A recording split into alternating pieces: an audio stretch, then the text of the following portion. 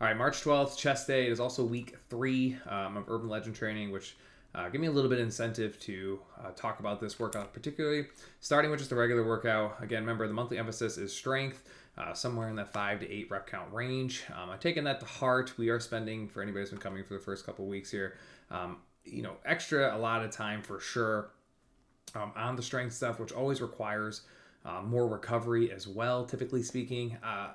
It gets a little redundant, and part of group fitness and what we do and kind of the gray area about what we do is not making it redundant, even though if you ask, I think any good trainer, redundancy is, the number one factor in progression and success, is that you just have to do things over and over again. But again, I understand, that's not, why group fitness exists. And I try to play with that and tinker it as much as I can. And, I kind of did that here. So you have a 4-minute EMOM, 5 rounds, 20 minutes total. You're going to try to load up as much as you can here. Obviously, instability is a big part of an alternating chest press. Both dumbbells are elevated, and then you're kind of pendulum them back and forth. Trying not to use the momentum as the opposite rep of the opposite rep to help you on the way up on the other side. You can only go as heavy as your instability allows, or I guess your stability allows. So a lot of people will get thrown off when they do something like this. They'll think they can use their normal chest pressing weight, and then they'll realize pretty quickly they don't have the stability, the shoulder strength to actually alternate their normal weight. Only do it all together as one load. And this is what makes dumbbells so special relative to like barbells. It doesn't challenge your instability like dumbbells do as a free weight. So you're going to go as heavy as you can, 6 to 8 reps on each side, which again fits right in with our monthly emphasis. But the caveat here is that for the remainder of the 4 minutes, up to the 3.5 minute mark, you will run at that floor output, which is great. So our prior monthly emphasis are kind of coming, forward here, and everybody should have a decent idea of what that 70%, maybe not necessarily what it is in terms of speed, but understands what it should feel like.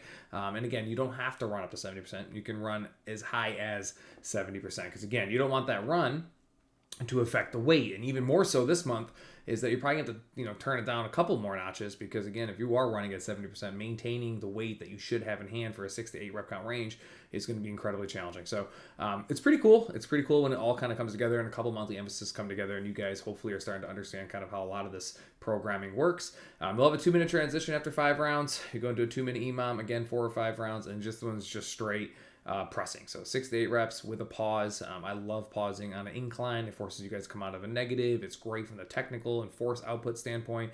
And it's kind of just raw strength, which is awesome. And again, like I said, fits with the monthly emphasis. The second block, a little partner action. You go, I go, 150-meter run, 7 to 20 push-ups. They don't have to be unbroken. And you're just going to kind of rip through as many rounds as you physically can with a partner. And we've done this kind of setup frequently strong, but a lot in the past individually with a partner. Give you a couple extra minutes here, and allows you to kind of turn it up. And as you guys know, anything you go I go setting, typically you're looking for over expected output, or output that you typically wouldn't do on an individual level, because you do get to bank on your partner going and you getting rest.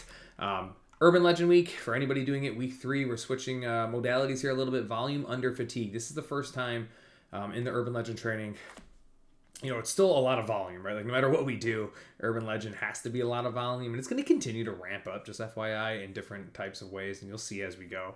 But this is the first time where I've specifically put the lifts behind the aerobic work. So, we've been doing a lot of aerobic and lifting kind of intertwined, but this is like specifically pushing on that and pushing on it pretty hard.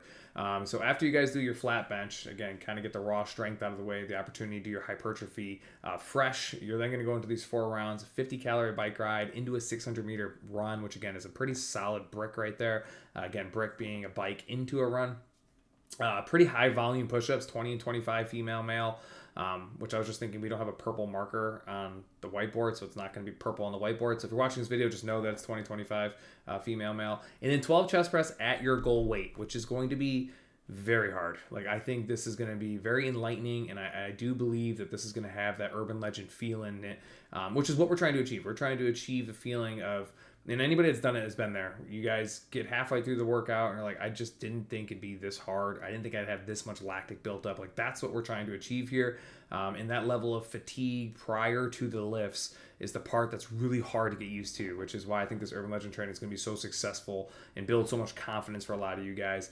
That once you get into round 2, 3, God forbid 4, you get that far. These chest press are going to get very hard, and if you can't handle your goal weight, then obviously just go down. Like if you're doing single reps, especially as early as like round 2, I would just drop the weight. At that point, it's just becoming a hindrance, and it's not really helping you in terms of moving forward. So do your best to tackle these at your urban legend pace or just over your urban legend pace, and start working on what you think those paces are going to be if you haven't started doing that. So again, when the day does come, when the play test rolls around, you guys feel really comfortable attacking this workout.